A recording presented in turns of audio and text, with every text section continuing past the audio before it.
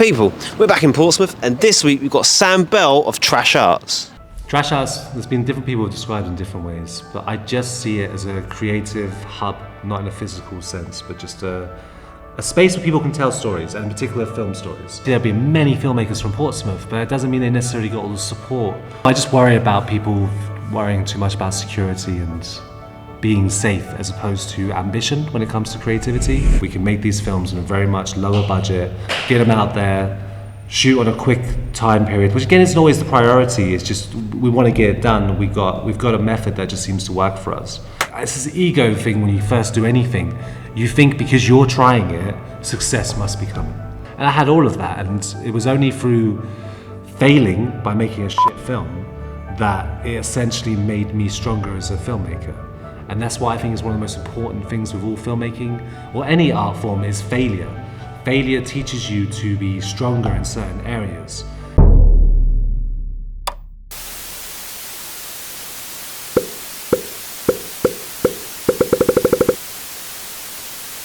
Welcome to What's Going On show. Thank you for inviting me. I'm excited for this one, because I know of you with like Trash Arts and stuff, but I don't know a lot about you, so I'm actually intrigued today. So, yeah, welcome to the show where we shine a light on people doing things in communities, and you yourself are doing Trash Arts, and we're gonna dive a bit into that today. So, little tradition I've got on this show is instead of me giving you an introduction, even though I've just touched on it, I like to just give it straight over to you. So, who in a nutshell is Sam Bell? I'm a local filmmaker, and I do my best to be involved with artistic development for other people because it's bloody difficult in this city to get the right attention as a creative, and I do what I can to help people with that. Interesting. So you say it's difficult to get the attention, but what do you mean by that?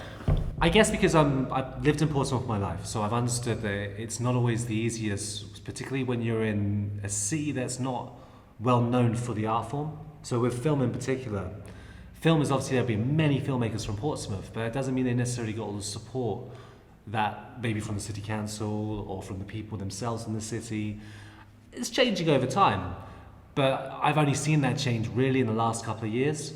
So I do find that if there's more people to help, then that's a good thing.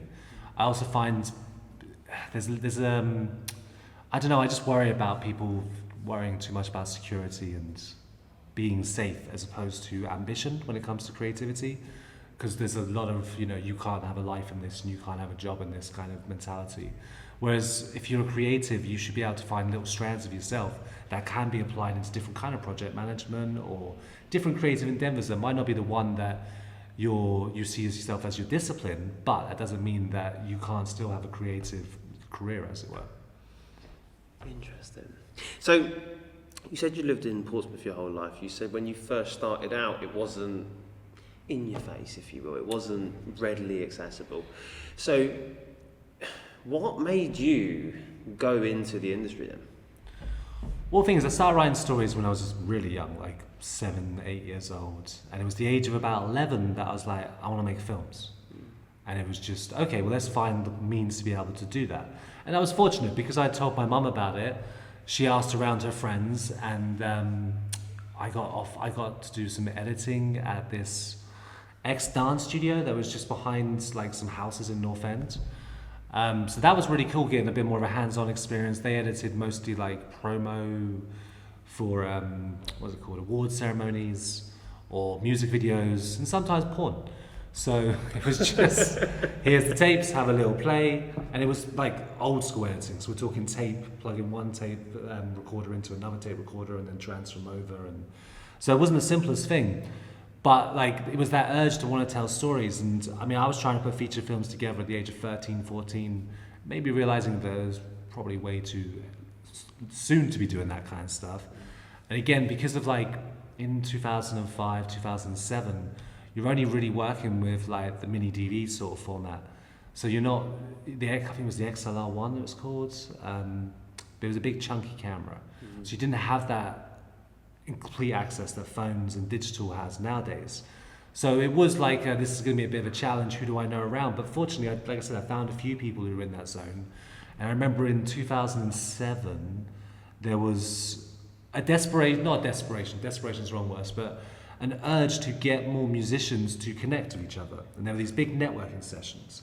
And because I knew quite a few music promoters in the city, I kind of jumped into that scene at the same time because it was a good way to be able to promote what we were doing with Trash Arts. And when I remember standing up and talking to everyone in that room, none of them were filmmakers. So it was a nice little stance. I thought, okay, well, I can just keep working. And now there are like tons of filmmakers in the city, which is amazing. It's just, it just felt like there wasn't, or the community didn't know itself well enough. So, yeah. Okay.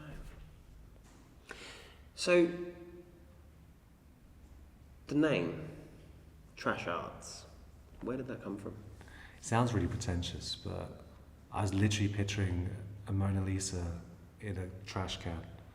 And I thought, well, that's kind of what we're doing here. We're not, well, there isn't a specific mantra, but I like arty films, I like trashy films. So you put them together and you get Trash Arts. Because art and trash can be one and, it can be the same thing. It's all down to the subjectiveness of the audience. And I just had that image, even though we've never used that image to promote Trash Arts at all, that's where the name came from. It was frustrating because at the same time there was a show called Nathan Barley and there was Trashbat.cock, and I used to get a lot of questions going, oh, you're trying to be him? And I'm like, why would I be a satirical character that everyone mocks because of their name, So that was it, yeah. Fair. So you said you started making films when you were 13. You said you found your tribe, without sounding a bit cliche there. You said you found your group who you started making films with, and you had that XLR1. What was your first film that you made then? The first feature film, because the first short film I did was, I did lots of random bits that I wouldn't really call films, just testing my cameras, having a play. And I did a short for college, which wasn't particularly great, but it convinced someone to let's go for the feature script. I was 18, it was a film called Flummox. Flummox was a weird one, the plot was insane. I can't even explain it in a couple of lines. It was a lot of comedy, surrealism, horror, thrillers, musical moments, it had everything. But it was a mess, it was an utter mess of a film. It was a film where I did such a bad job as a director of my communication and talking to people. Again, I was only 18. None of them would finish the film without me taking my name off as the director. Just as writer, I was like, okay, fine. And at first it was like this ego thing when you first do anything. You think because you're trying it, success must be coming. And because I've done it once, I am a success because this is what I wanted to do. And you read a lot of quotes from filmmakers where there's a lot of ego in that regards. And I had all of that. And it was only through failing by making a shit film that it essentially made me stronger as a filmmaker. And that's why I think is one of the most important things with all filmmaking, or any art form, is failure. Failure teaches you to be stronger in certain areas. And with that particular film, it was all shot in Portsmouth, and it was over 6 weeks in 2007. But we didn't really have the full team there. There were some people that I was just getting to know from college who we'd made films together with. And they've gone on to lots of different film stuff, which is awesome. It wasn't until the third film with The Wasters that I met most of the people that I still work with nowadays. And I started to appreciate and understand that idea of the collaboration that film is, which is a little bit late, really. But it took time just to go, all right, it's not about a director. Just because they do the whole auteur theory doesn't mean that the auteur is the one that's in charge. This is a team effort, bringing in the best to create something. What is the auteur theory? The auteur theory is that the artist has a stamp, essentially. So when you see a particular director, which is a good case for it, is John Carpenter. Every film says John Carpenter's The Thing, John Carpenter's Halloween, because he wanted his author stamp on it. It comes from the French when they made Breathless, where, I'll try and get it right so I don't sound like an idiot, but it is essentially the idea that there is something inside that film that's the key artistic force of it. And that's why directors can be seen as auteurs. And you see certain traits. So when you watch Kubrick, you're going to see the Kubrick stare. Or if you watch Tarantino, he's going to be going just with his kind of dialogue he does and stuff. And you can get auteurs within cinematography, within writing, even in performance to some degree. But it does sometimes overshadow the fact that, this is a collaborative effort. I think you can find similar traits to a filmmaker. That's a filmmaker's traits. And it's better to see it more like that than necessarily going, you know, they're the master of this piece. It's all about them, and it's only down to their particular traits that make it that kind of film. Because it does take away that, collaboration. I get that. So, you said not just solely for film, but you said arts in general. The more you fail, the better you can become as an all-rounded artist. So, my question to you is, when you first failed, how did you deal with your ego and how did you overcome it? Well, unfortunately, sometimes you have to fail a couple of times for people to realize. I think, like, in all honesty, in 2010, I had this ego where I thought I could do this. I took a lot of drugs, and I just was a bit arrogantly self-centered in that regards. So it was only when I lost a lot of things in my personal life that I had to kind of evaluate and work out, well, what am I doing? Why am I doing this? And I had quite a few friends who were filmmakers who would break down sequences and go, how many cuts are in that scene? Tell me how many cuts. And they'd go for all these elements to try and like make me stronger. But it was that time when, particularly with the drugs and stuff, like, because it was all party drugs. But it was when I couldn't think creatively anymore that I had to go, why am I doing this? I want to make films and I can't think of ideas because I'm being too indulgent in that kind of lifestyle. So it was only when I kind of escaped that I put that focus back onto going, okay, I want to make films for people who want to make films. I'm going to work on their films as well. I'm not just going to think about my work, and it's progressing several people at once as opposed to just, again, being very ego-centered. I know it's a very youthful thing as well, so I'm kind of glad that I failed a lot young. I get that. It is good to fail when you're young. I think the older you get, it's always good to fail, but I think the older you get, when you do fail, you fall a lot. Yes, and if you don't think that you're failing, you become stagnant, and you can see it in the art. Like any filmmaker who doesn't learn from their mistakes, the films just become like shit. Basically, they're just constantly churning them out with no wanting to change or learn or take things in. And that's the other thing. Over time, the bigger film network that's built around what we do, the more we listen to other people. I have a lot of filmmakers who, when I've finished a scene or I've edited something, I'm sending it to them. I'm sending it to Jackson, who's the co-runner of Trash Arts, but I'm also sending it to them to get their perspective. And they will reward me with the same thing to be able to see their work. It's important to listen to your peers because you respect them as artists. So it would be silly not to listen to it, you know? So, kind of nicely closing it then. So we've spoken about your first and the mistakes, but what about when you actually thought, you know what, I've learned from those mistakes and I've made something that I'm proud of? Well, that would have been around the time of The Wasters, and again, I think it was because it seems to me it was so much to prove. And with The Wasters, it was about drug culture, so it was like in my head like a swan song to all of that lifestyle. I'm writing about people I know. I'm trying to do sort of like a mumblecore kind of thing. I'm working with improv for the first time. I shot a good chunk of the film myself. And yeah, I met Jackson. I met a guy called Ryan Carter. I just met so many cool people on that shoot that it just made me go, this is what I want to do. And then we made a film straight the year after. And I was like, wow, we're making 3 films this year now. So, and again, they were just getting a little bit better. And I was feeling more not in control, but just more like, this is the stories I want to tell, you know? And that was before we were jumping into horror stuff. It was mostly just like gritty drama kind of stuff. So why then, or what ignited that transition into more horror? Well, firstly, I loved horror since I was a kid. I always loved horror. I've adored it ever since I saw Blair Witch on video and Jason and Freddy and all those guys. But when you get into filmmaking, I honestly think that, I don't know if it happens on purpose, but film studies and all that kind of stuff takes you away from horror. Because there's the blood on the lens. It's very much this cheaper genre in some people's minds. They're wrong, but it stays with people. So I thought, well, horror must be like not lower, but it's not like real filmmaking. And then you kind of, I don't know, I was interested in trying to do stories like Michael Haneke and just these really dark dramas that were horror films, but he didn't want to say they were horror films. So when we started actually making horror films, it was just that desire to have a bit more fun. It was also a genre that I knew marketability-wise, like this is a genre that's always building upwards, and thankfully I was right because it's just got bigger and bigger and bigger in the last few years. So I knew that that would be a better way to tell these kind of stories. And rewatching a load of horrors and just getting back into that zone and loving the genre again and being like, it's okay, I'm allowed to like this genre. It's not, there's nothing wrong with it.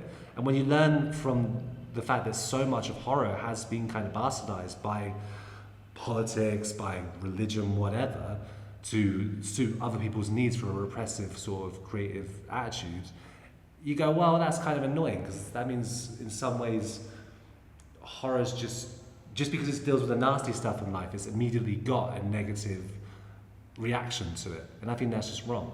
So yeah, I just dived back into horror, and to me horror's like, there isn't just one type of horror. There are so many different types of horror. There are so many different forms of types of horror. And that's just so much fun to explore. And I met a group of people that really wanted to jump into doing horror films. And then you start meeting the producers and different directors from around the country, and you start seeing these horror film festivals. And you click into the fact that there's quite a powerful, constantly active independent film scene, all making films on no budgets for like 20, 30 years. Same sort of situations I found myself in.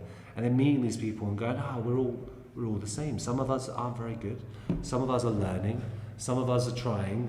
None of us are on getting to that next level, but we're always trying to build towards it. And yeah, being able to work and collaborate with them, it just made it better. Good stuff. So, you've got your trash arts thing, you're moving into more of a horror. Now, what is trash arts then? Trash arts, there's been different people described in different ways, but I just see it as a creative hub, not in a physical sense, but just a space where people can tell stories, and in particular film stories. And yeah, stories that hopefully aren't of the norm. It's just not that's not the right way to say it, but it's just stories that we're not, you want to tell a more fantastical story within budget limitations, this is where we can do it. We can make these films in a very much lower budget, get them out there, shoot on a quick time period, which again isn't always the priority. It's just we want to get it done. We've got a method that just seems to work for us. I mean, as a company, I couldn't put a number to how many we've produced, but particularly between 2017 and now, there must have been, including many terrible horror anthologies, there's probably like 40 to 50 films the Trash Arts produce, and collaborate with numerous other filmmakers. So it's just a case of, it's just a vibe, I guess. Like, I would assume it's very difficult for any filmmaker to say, oh, my production company this is our ethos. Because realistically, we've all got the same ethos. We want to create stuff, and we want people to watch it, and we want to connect with other people and create stuff with them and keep it going and keep the security. That's the key thing. With Trash Arts, the only thing I would say is that, yeah, my dream outside of my own career is to open Trash Arts up as a studio, bringing in first-time filmmakers who've had the same struggles where they can't get the finances, and giving them some sort of starting position, and yeah, creating these kind of genre-focused sort of pieces. So it's all been about focusing on that dream, and that's why we have a lot of different directors who make films under the name of Trash Arts, which would usually get our support. Still their films, but we want to help them and collaborate with them, and that's what we can offer as our name and the skills and equipment of the people that we know. It makes it a lot easier to bring filmmakers from up north down to here and collaborate on different work, because they want to work with Trash Arts, and we build the stories together, but preliminarily it's their story, And at this point, all I'm trying to do is get Trash Arts involved with bigger productions and higher levels, so maybe one day we can get that higher budgets and just go to that next level. Yeah, because I interviewed someone, Omar. I interviewed Omar before, and he's got Open Your Mouth Trash Arts. Mm-hmm. How are they linked? So Open Your Mouth is an event that we started in 2015. It was an open mic night with the centre being that it was going to be more than just poetry. We had a guy who was part of Trash Arts at the time called Will Bill. He's a Brighton-based promoter, and he wanted to do that. So when he started it, we went, okay, this is interesting. Let's broaden even more, music and just lots of different things. And we did it all under Trash Arts, because for a long time, Trash Arts was also events promotion. So we used to run gigs at the Registry, Drift Bar, the Kings, the South Sea Emporium. So many venues across the city we have done shows at. And we booked Sleaford Mods at the Fat Fox once, which was pretty cool. Carla at the Wedged Rooms. So we used to really get into booking acts and stuff. It's just live music's a nightmare because it's just it causes a lot of anxiety. And again, with films being like project management and all that kind of stuff, gigs to me were the similar sort of thing. You'd be able to schedule, you put the acts on, you make sure they get off stage, you make sure that people turn up for it. So it was just part of like the environment, and Open Your Mouth kind of became our flagship of the event that's kept consistent and just kept developing all these people coming along. And Omar, I think he came in the first couple of months, and it was a couple of years in that he became the regular host for it. Majid Dana, one of the first things he said when he came to Portsmouth was he came to Open Your Mouth. So that was quite amazing to know, or at least the first time he got into performing, maybe not into Portsmouth. So yeah, like there was just all these different people flirting in, and because it's a free event, it's always been about the mantra of when you're ready, take the stage. There is no set times. It's not about set times. It's about you being comfortable to go on stage and perform. And then you will get a response from the audience where they fully recognize this might be your first performance, and it will give you that enthusiasm. And from that point, we turned Open Your Mouth into a CIC group in 2020, where we wanted to expand beyond that. We started with our community fairs in Victoria Park. We started doing workshops around different schools, and we just tried to get involved more with local arts, like in general. Okay. How has that gone then? Is that still, that feels like it's the driving force of, or the background driving force, you know? That's quite, yeah. Well, that's the thing. Open Your Mouth is 5 members. And we've had some good luck with putting on events. There was also Battle of Southsea, which we were involved in. So we've still got some huge events that we're trying to plan. It is a slightly trickier at the moment because, in a good way, lots of people were told the same advice to develop, and now there are loads of different creative groups in the city doing similar things to us. But of course that does limit how much money is going to be around. But that doesn't stop us. We just try to think of different ways, or how it should be, where we all collaborate with each other. Then there's more support to be able to get that. Again, with the film stuff, you broaden the budget if there's more people working together. So it's going well. It's just, it was going really well. And then this year hasn't been as good as the previous years. But it's cool, we've been very lucky to be able to work with Victoria Park doing the community fair. And of course with the Battle of Southsea, we got a lot of support working on that. So we are working on different things. And if anything, Open Your Mouth, Trash Arts Open Your Mouth and Trash Arts, they are entirely 2 separate entities, which works in its favour because Open Your Mouth is just so much more open in what kind of arts come in, whereas film is Trash Arts. But vice versa, each other will hire each other if there's certain events going on and stuff. And I think the guys would prefer if it wasn't Trash Arts Open Your Mouth, just to make it more clearer to other people, but it is what it is. You know? It is. So on that then, so I mean, I get there are many creative groups in the city, and it's great to see them, and it's great to see the variation, but and the dream is to collab, but there is always that element of, and you said it in your opening statement, was that security. Yes. And, that is the age-old debate in the arts. So, moving on.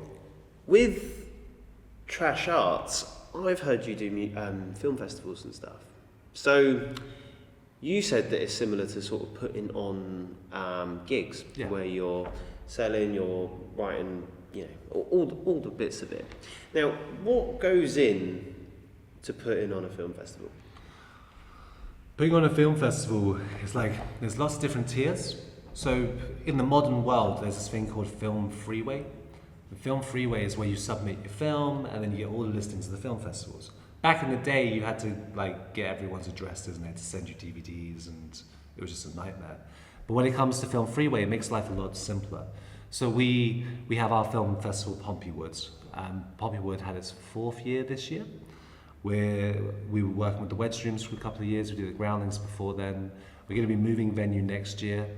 But Pompeywood was really about trying to get more Portsmouth eyes on the genre work across the city, across the country, across the world.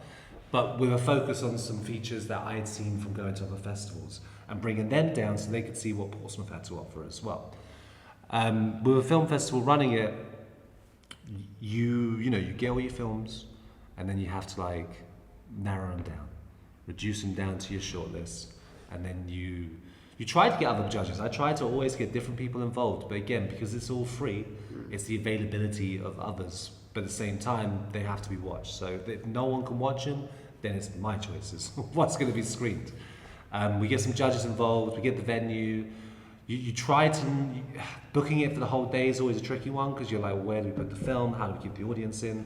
The audience will always leave after the short films because they all came along for the short films. You start building in other people in for other films. Local screenings always help if people get a second opportunity to watch those films. I've been doing it for a while. The first film festival I was involved in was called Brit Film Festival or Britflix. That was at Groundlings back in 2011, and then from there I joined Making Waves Film Festival, where I met a lot of different people, got to network further.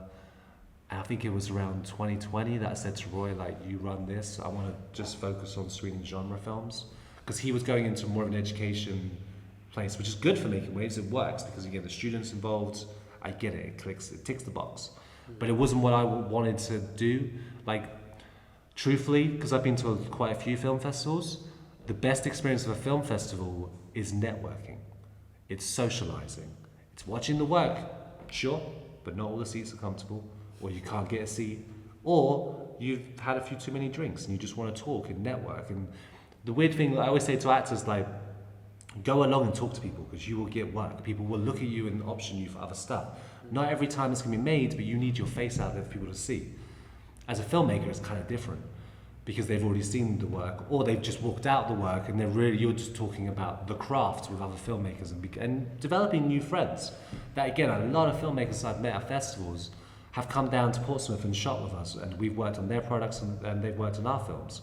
So for me, it's like there's so many benefits of how a film festival can work, but if you put too much of the emphasis on the conference talks and the education, it takes away the mini holiday vibe. Mm-hmm. You do feel like you're on holiday when you're going away. Like, I went to a festival in York for Dead Northern.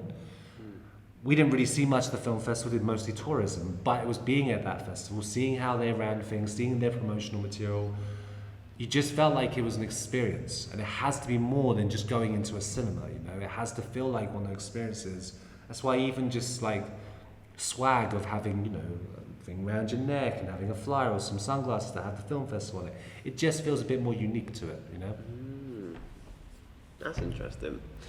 So since fourth year, Compywood. Mm-hmm. Interesting. So with Trash Arts now, how many films would you say you're currently working on? And do you have like a set target each year, or is it as and when? It is very much as and when. I like to have at least one or two features in a year. Not always directed by me. We've got our other guy, Stephen Sibley, our guy from Sunderland. Jackson directs. We've been working with a filmmaker called Darren Ward as well, who's a legend. There's a lot of different people we can kind of bounce off and work with, but the main thing really is that we don't always get to decide when the films are released. So this year, for example, there has been 5 films released, not my choice.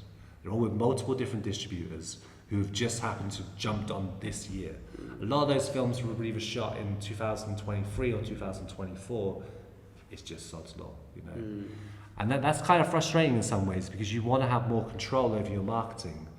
And although these particular sales agents have been a little bit more like, they're showing us the mechanisms of it comes out in 3 months. It's going to go to Tubi, it's going to go to AVOD, then SVOD, and all this stuff. They're still all coming out at the same time, which means our marketing becomes a little bit limited of how we're going to push it out there. But then at the same time, it doesn't, because predicting what people are going to enjoy is a fruitless task.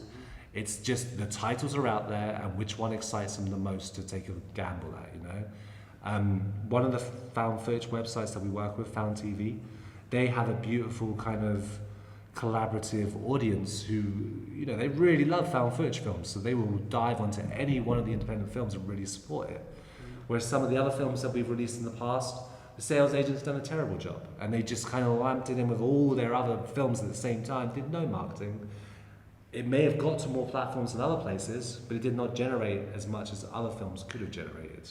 So it's just one of those things of, it's not my choice. Like shooting wise, I want to make sure we're shooting, 1 or 2 films a year. But again, that's down to budgets, that's down to if the jobs are available.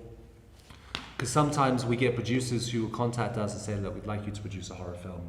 This is your budget. Can you deliver it by this date? And we look at it realistically because we've been burnt in the past, or we've not been able to do the good a job as we should have been able to. We had longer. And we just look at it and go, is this possible? Okay, it is possible, great, that's the next film that's being made. And that's happened quite a bit in the last few years, and we're quite fortunate in that way, because we've done crowdfunders and stuff, and they're just a nightmare. I'd rather never do another one if it's up to me. That's interesting. Yeah, I've heard that crowdfunders are really just horrid tasks, really. Yeah, you have to be so consistent on it, and it is a mini job in itself that is unrewarding because you aren't going to get paid for doing that job. You have to keep people's enthusiasm.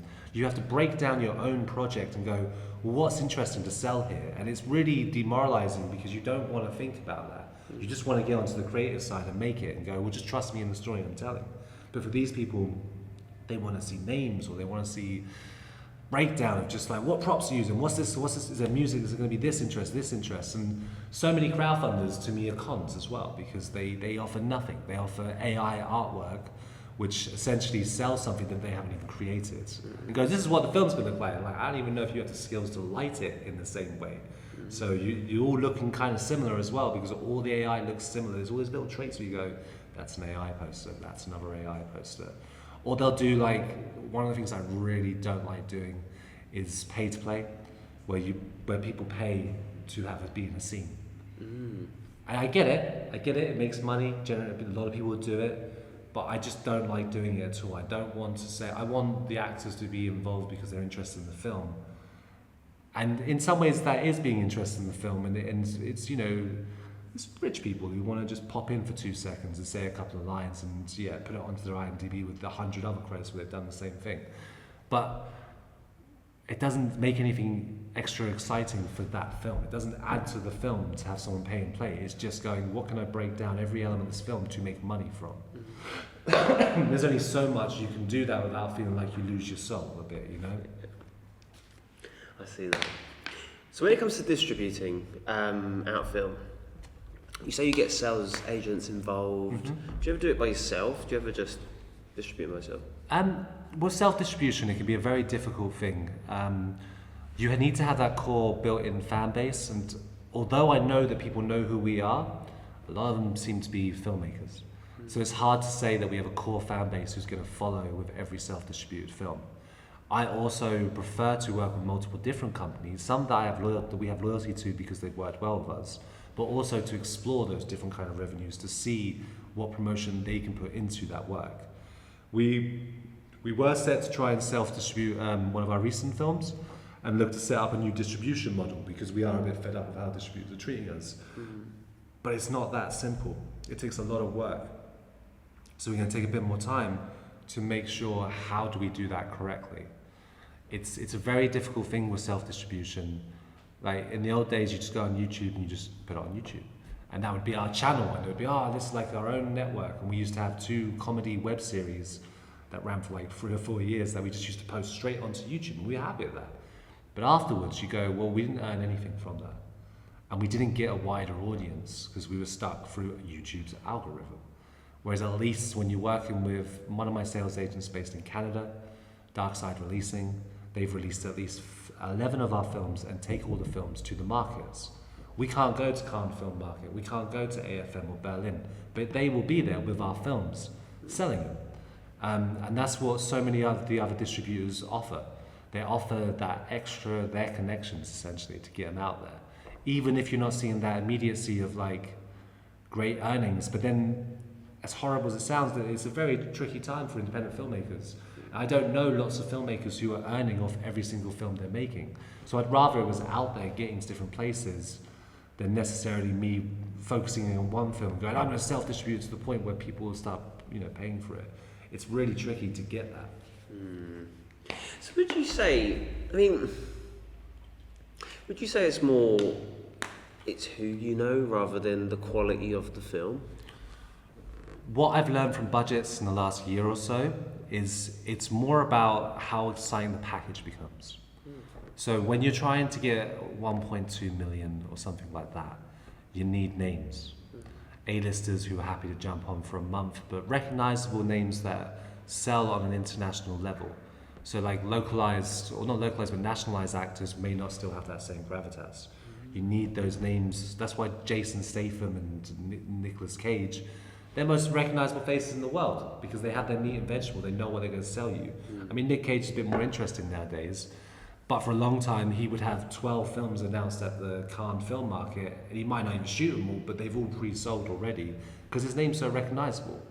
That's what it comes down to. It's not about, I wish it was down to skill and the story itself, but it's the package. It's what you're selling with that package. A budget of a film might be 300,000, and then as soon as you put on 3 actors, that could bump the budget to 3 million. It's that quick how these things can change. And we're trying to do that with some other projects. But I was told honestly recently, like, because my films haven't made over 50,000, they're not going to give me a budget of 50,000. And it's the chicken and the egg things. It's like, well, you give me that money, I'll bring in the extra quality, we bring in the marketing, we bring in maybe someone with a bit more caliber, and that'll help. But I've also learned that even that, like, you don't get something like a minimum guarantee if you've just got someone in for like 5 minutes of the film. That's not going to get you that overall interest. You need them to be a big star player within that production. So yeah, so you have to kind of de-associate with that in some regards. Like, I'm always building a career towards aiming for those productions, but if I spent my whole time doing that, I would hate the whole entire everything I'm doing. I want to build my legacy, so I will make films on a smaller budget. I also know outstanding actors who deserve to have a bit more attention, and because of the way the industry is, it's very difficult for them to get any attention. So if I can write more focused character pieces in a horror film for some local actors who are friends of mine, they will perform and do an amazing job, and hopefully maybe that'll give them a bit more experience. It's the other thing, if you've got a budget of 10 to 20 grand, it might not sound a lot, but if you have this freedom where you are writing for that budget, which means you should be able to budget in paying your actors for a couple of days, even if it's just a token payment. You should be able to give them something for that time that they've put into it. And you'll still get something great out of them. As soon as someone's paid for some sort of work that they actually value and care about, you get more than 100%. You get like 200%. And I think that's so important. We again, back to that security idea, but if you give someone enough money to last a couple of months, that's like a part-time job. And I feel like we don't value film in the same way when we think of stuff like that, because we're always thinking of the millions and the budgets, and it has to be as high as possible. But if you had smaller budgets available and you're producing more films with smaller budgets, people would have consistent work. It's it blows my mind that doesn't occur more. And I get it, it's a lot of it's to do insurance and just shooting here, shooting there, and it's a lot of things that are, again, outside of what I want to be thinking about. But as a filmmaker, you don't get that luxury to go, well, I just want to direct and I just want to shoot. No, you're probably going to be editing it. You might have to actually shoot it physically yourself.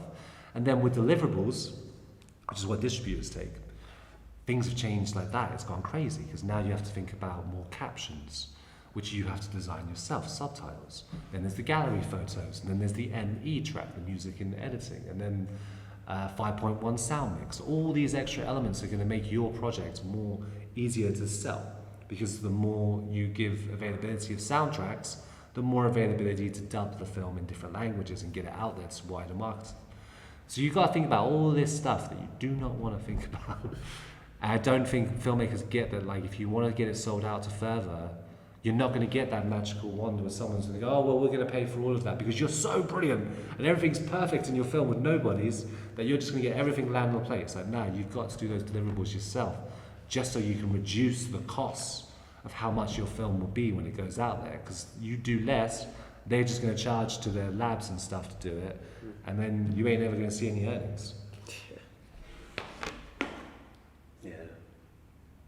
I think the age-old question, before we come into a close on this part, is how would you go about getting something onto Netflix? Netflix is a tricky one. Firstly, Netflix shoot on particular cameras. So you have to shoot on, I don't know which camera it is, but you have to shoot on certain cameras. Again, what you said earlier is still true, that if you know the right people, they might pay more attention and give you a second of it. Netflix don't tend to acquire a lot of things, they tend to set up their own stuff and then hire in the areas that they're shooting, so you couldn't pitch a film to them directly. It's just not a possibility. There's a thing called Film Hub, where you put your film on the platform and then your film goes through like loads of QC checks, which now unfortunately is all done by AI. But essentially the QC checks will go through and quality check everything to then see how big is it going to get, how much, has it got all of those deliverables, has it got all the posters in the right sizes for all the Amazon and all these things. And then that will determine what platforms you go onto really. It's all incredibly boring, it's not interesting. But that's the way they seem to do things now. It's all run by algorithms deciding what platforms. Is the sound quality strong enough? Is there enough of this? Is there enough of that? Has it got a name to draw people in? And then there are some sales distributors who still have old school deals with people like Netflix, where they're getting those low budget horror films straight onto there. And it's through old connections. But you can't just get your film onto Netflix. And there are other platforms nowadays, like Tubi is very easy, well, I wouldn't say it's very easy, but we've got a lot of films on Tubi in the US and Tubi in the UK. And again, that's just through our sales agents and the wholesalers and yeah, so it's not, yeah. Sometimes Netflix do pitches where people can get the opportunity, but no one should go, I want my film to be on Netflix, because I always hear it and I go, good luck. It's a long journey. But if you believe you can do it, you go for that dream. Just remember the reality might be that you don't get that film on that site, but you're going to get it somewhere. Second to last question. So, you brought up AI twice. How do you view AI as a filmmaker? As a filmmaker, there are two sides to AI. There's the fact that it is a tool, and when you're doing things like, I don't know, writing up a budget or getting a quick answer, then you're going to use ChatGPT to format it, because people are used to patterns and they like standardized forms. And sometimes that is as simple as that. It's like when you're doing a pitch deck. You got to do all this arty kind of selling the film, but at the same time you're selling it to a particular audience who have seen this over and over again. They want to see a certain standard, a certain format. So I appreciate AI in that regards. I also totally understand that pretty much every editing program has AI built into it.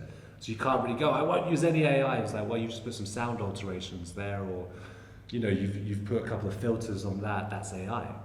I have a problem with generative AI. Things where it's like, write a couple of words and creating visuals. This stuff to me is fundamentally wrong. And the fact is that these people are stealing from other creators, and that's a very strange, it's like this whole AI actor thing. Tilly, whatever her name is. She's not an actor, and that's what SAG says, she's not an actor. She is essentially like a Blade Runner's synth, you know, she's not real. And to call her an actor adds emotion onto her. She can't develop emotion. She can only take a line and run with it. And some people could argue actors do the same thing, but they don't, because they use human experience to be able to deliver. AI can't do that. And sure, you do see a lot of things where you go, it's getting close, but is it? You're looking at a picture or like a 2-second, 3-second clip. An hour-and-a-half feature film entirely made by AI actors and AI directors. It doesn't work. It won't work. But it will make money. And eventually the money people will go, well, we don't have to pay these people, so we can just do it this way. And that's the problem, is the immediacy and reactionariness of the world we live in nowadays, where they're more likely to go, well, let's work with the AI because we don't have to pay all these creatives. It won't last long though. There will be a period where they try it and it will be like weird and strange. And I do worry about like the younger generation, that if they don't see enough good film and understand the craft of film, that they may just see that as the thing. We worked with some college kids recently, and they were talking about the dawn of YouTube as if it was the beginning of cinema. Because it was at their age, being 16, they were on YouTube on, like, I guess when they were like 8 or 7 or whatever. So this would have been their first introduction potentially to, you know, motion pictures, to visuals that you can see. they're not all going to be seeing those particular films that grab the zeitgeist. And again, computer games have taken over a lot of that. But they said computer games were going to replace film, and it didn't. It's the capitalist urge to use the AI that's the problem, and that's not going to get any better because capitalism is lazy, and AI cuts out so many things, yet still costs loads of money. We always forget that AI costs like hundreds of millions to actually program in place and destroys the environment. But it's just one of those things where it's not going anywhere. So that as a tool, you can use it in the right way, and yes, it does help for certain things like any project management. When you're writing like a project plan, AI is going to get through a lot of that crap, but you have to check it, and you're delivering your ideas to the program. It's not just going, write me up a program and then I'll work it out later on. You know, and people do that. I get it, it's easy, but any craft has to be seen more than just an easier option, right? Yeah, it does. It's So, trash arts. What are we to expect for the future going forward? Well, we've recently just finished work on our latest horror feature film, They Wait in the Shadows, which starred Jessica Hunt and Megan Adara. This is a film about trauma, but it also features monsters and a lot more craft than necessarily we'd explored before. So we had local puppeteers, Splodge Designs. They designed an amazing giant monster puppet. We had a guy called Dom who works in many different places, but he basically did an animatronic Ouija board, and that was really cool. And our makeup artist Katie Grist, who's been working with us for years and who's fantastic, we did like full body makeup on our actors, so it was like they were either green or they were red and they were monsters. And again, it was I as a filmmaker, I do a lot of chamber pieces. I like to tell a story where it's very much character focused, and then put the horror on top. You know, I want to make sure that what they're talking about can be related to, and then disturb the hell out of people. That's the aim. So for me to be able to progress that into lots of different things with it, it's been quite cool. We have some quite immediate releases. Recently we've had a film called Deadly Display, which was directed by S.N. Sibley, who's the guy from Sunderland. I Curse This Land, Jackson Batchelor's film. Torture Day, which is S.N. Sibley, Taped Up Families, which is S.N. Sibley, and my film, The Final Exorcism, all came out in the last month or so. Again, not our choices, but I'm glad they're out. A lot of them were shot back in 2023. They were shot either in Portsmouth or in Sunderland. A lot of the time a mix of the two. So they're going out on more VOD platforms, but I believe the majority of them can be seen on Amazon. And they'll be out on Tubi by the end of, I think by about, well, in America by like Thanksgiving sort of time. So we've got those films coming out. Pompeywood we're preparing for next year. We are hoping to do some more film screening events. We want to celebrate a particular filmmaker called Michael J. Murphy, who made films for like 50 years in Portsmouth. We're hoping to do a big celebrational event for him next year to tie in with the 2026 celebrations of Portsmouth itself. I think at the moment I'm writing 3 or 4 films, so we'll see which one's going to be the next one. We're trying to sort out some financing for one of them. One of them's out in London with some other producers sorting out some financing. It's just, we're in that where's the next finances coming to do the next film? And I know whatever Steve does in Sunderland, he'll want us to produce it anyway. He started this fantasy film back in 2022. Again, shot in Sunderland, shot in Newcastle, shot in Portsmouth. And it was so big and so expansive of what he wanted to do that there was no way he could finish it. It was just too big. So when I watched through the footage and I was like, there's some real like epic canvas spaces, a lot of monsters and just lots of fantastical things. It feels kind of like a fun 80s fantasy movie with a bit of an R rating to a bit of violence. And I just thought, well, let me rewrite the whole entire project. We'll use what we've got and we'll put a new film together. And Steve was totally game with that. And I edited like 40 minutes worth of footage. And we started shooting more of the footage after 3 years last weekend. We shot another 15 minutes of it. We planned more for November.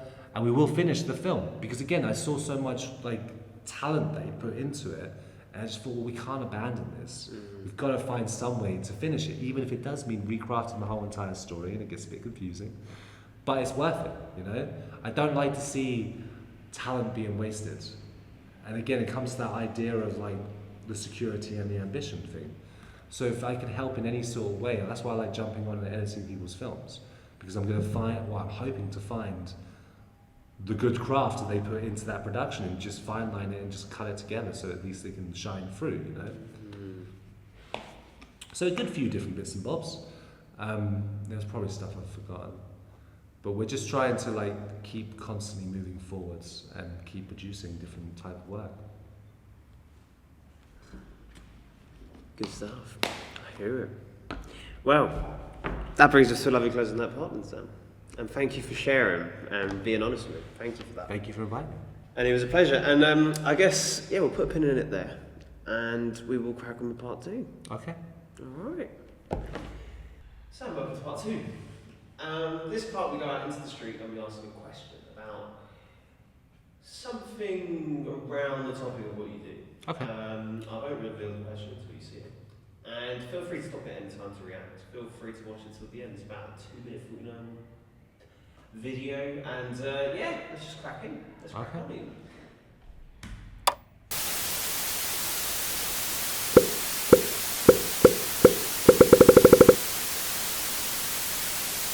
Do you think cinemas are dying? No, not really. Go on. No, they're not still. Why? Just aren't people still go there. When was the last time you went to a cinema? 2 days ago. Is it? Love that. What did you see? The Demon Slayer movie. Was it good? No, it's proper good stuff.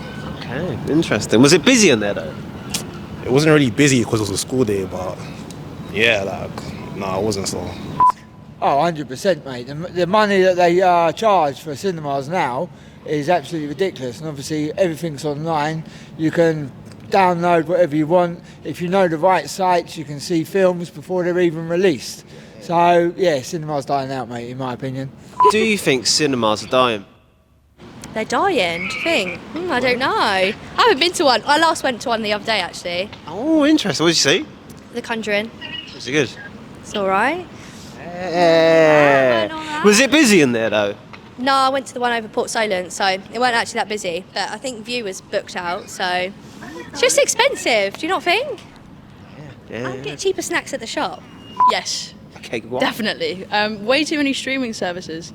And obviously with subscriptions and everything, and also pirating and all that, it's all...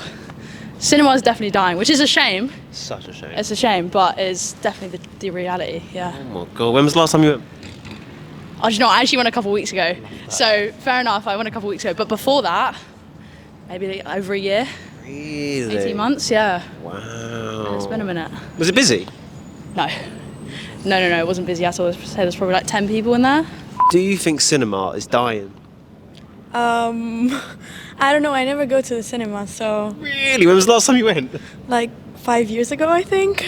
Do you think cinemas are dying? Yes. Yeah, I think so, yeah. Go on, why? There's too much online subscriptions. Netflix, you know, ITV. Still all of them. Sites as well. Yeah, sorry, you know. I hear it. What about yourself? I think all the streaming platforms pretty much making it so that you just wait for the movie to come out. I mean, if you're paying for the streaming platform already, you might as well just wait for it to come out rather than paying 15, 20, £10 for the new movie to come out. I get it. I mean, when was the last time you lot all went to a cinema? I went a few days ago, actually. Love that. What did you see? Yeah, went to see Bad Guys 2. Okay, was it packed? No, really empty. Pretty much had the cinemas myself. About 3 other people, I think. Really bad. Interesting. What about yourself? A couple of years ago. Yeah. Last time I went, it was Bad Boys, the new one. Yeah. I go theatre more than I do cinema. Yeah. Interesting. What about yourself? I can't remember. too far ago. Too far. Alright. So, that was the question. What are your thoughts? It's an interesting question. Like, it's partially true and partially not true. Because yes, there are more VOD sites, there are more streaming sites, but the problem is, like, they all cost a cost as well, right? So like Netflix is what, like a tenner a month, and then you've got Amazon, and then you've got Apple, and they don't all go out to the same platforms.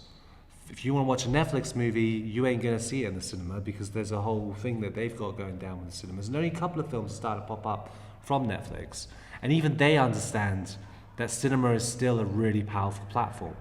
Every year, you still get films that make billions. It's just the truth. The studios still surpass their expectations. Warner Brothers did the best they've done since 2019, and that was mostly from original storytelling.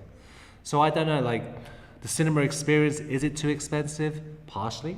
But that's not down to the cinemas. That's down to, like, you know, the way the world goes. In 2005, there was Odeon up in North End, and that was £3.50 for a cinema ticket. But how much was £3.50 back then? It's a lot of different factors. I think it's kind of lazy when people say, oh, it's too expensive. I'm like, well, there's a lot of services that give you 2 tickets a month. Sky give 2 cinema tickets a month, right? And in View, they've just obviously changed all their seating to all be the luxury chairs. It is just a wider experience to enjoy films. There is nothing that beats it to be in that screen with all that sound and that darkness and that focus. But they did shoot themselves in the foot when View kept saying that they're not just a cinema and things like this. You start changing the conversation of what people associate with it, and it becomes confusing. I think cinema should be treated like museums, that it is an art form, and to take away all the distractions. Don't screen theatres, don't screen sports and stuff like that, because then people will go, well, what's the point? It's just a big TV screen. And film is so much more than that. And everyone has an experience. Like everyone who said like, oh no, it's closed, it's gone, blah, blah, blah. Majority of them went to cinema 2 days beforehand and then took great glee in the fact that there weren't many people on the screening. We weirdly have this thing where we go, oh yeah, it's over, I can get whatever I want, I can download it. You can download films pirating, but even that, they don't all come out straight away. Piracy, there's, COVID, they had day in and day out where the films were coming out on the same day, because they were trying to rejuvenate the box office but also make sure they make their money, and it was a complete failure. People hated it. People still went to the cinema when it came out on the same day on VOD. So, I don't know, the stats say otherwise.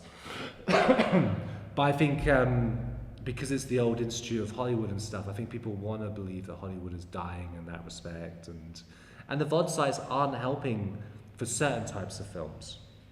So horror, for instance, horror is still performing as well as it always does. It doesn't seem to be going down. Of all the genres, it's just completely consistent. Superhero films, there's the fatigue now. They don't make their own money. They're not making the big successes. And annoyingly, because of streaming sites, things like thrillers and comedies are almost non-existent in cinema. I think this is not to do necessarily with the streamers. It's more to do with these films like the comic book movies that just gobble up genres. So they'll be funny, and then people will go, oh yeah, it's a comedy because it's got superheroes, and they make a couple of jokes every 2 seconds. So because of how genre has embraced those all-selling ideas of thrillers, comedies and stuff like that, it makes people not see how great a regular comedy film could be, because they're going, well, I've got all the bells and whistles through that. Plus, comedy shows have just got exceptionally so much better than comedy movies. And that kind of doesn't help there as well. But things go into waves. People go, oh, Hollywood stars are over. And then you go, what about Timothée Chalamet? Timothée Chalamet is huge right now. He can still open a film. It just changes, you know. I don't want to believe that cinema's dying. It doesn't, that's the other thing, expectations. Because we're so capitalist driven as a society, if the studios don't make 9 billion in a year, it's a failure. It's like, well, lower your expectations. When you make a film that costs 40 million, like Weapons, for example, it made nearly 300 million. That's a huge hit. There's just no way around it. Even the Conjuring film costs 40 million and has made 475 million. So when you're using those numbers, it's like, well, if every film starts to go back to that sort of level, and we stop talking about 200 to 300 to, I think I read one of the new Star Wars films was 600 million to make. Yeah, where's all that money going? It's unnecessary. So we re-estimate what we expect from society and focus on the entertainment and the joy of the craft, then maybe we won't be having these stupid conversations about cinema being dead and stuff. It's just expectations of going, well, it cost 300 million and it only made 100 million, so it's dead. And it's like, well, that's not why film should be there. Wow. I like that cinema.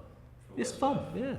I think recently I went to watch Stephen King, the Long Walk. Oh yeah. It's quite decent. Quite decent. Yeah, even when you see smaller films, like I watched The Smashing Machine, you know, the one with The Rock. And it's a very quiet film, doesn't really go anywhere big, has no epic Hollywood escalation, it's borderline an art house film. But seeing it on that scale and hearing that music, it just stuck with me a little bit more than watching it on a streaming site and then, you know, getting bored halfway through and flicking off to another film. That's the other thing, we have too much option. And sometimes there is beauty to that, because otherwise we wouldn't hear all the music and all this, and see and hear so much more to take in influence to become more creative. But it doesn't really work like that with regular people who aren't necessarily creatively minded. They get the option to go skip. Whereas you couldn't do that as much. You couldn't skip on a videotape. What would be the point? You got to rewind that thing, you know? You got to get to that certain moment into it. Now you can just press a button and you can just either ignore it or go on to the next bit. And I think that is a problem, that we've allowed an art form to become skippable. And I don't think people have really picked up on that as much as they should, that it's not good to just skip something, like give it a chance. It could turn out to be one of the worst films ever, and there's still a joy in that. The worst art forms can be the most fun art forms sometimes. I love terrible movies, they're hilarious. Well, nice. Well, Sam, that brings us to a lovely place. That really does, and I'm glad. Any final words on the video? Any final thoughts? No, it was fascinating to hear lots of people say how, film was dead, but still went and saw a film. You know? Yeah, I know. It's people, you can't please them. But cool, we'll put a pin in it there, and thank you again for coming on today. Thank you for inviting me. It's been awesome. I hope so. Yeah, no, it's been really good. And I look forward to seeing Michael's next trash art. And hopefully we can collab. Yeah, definitely. In the coming future, that'd be really cool. That'd be great. Amazing. All right, that's all right. Excellent.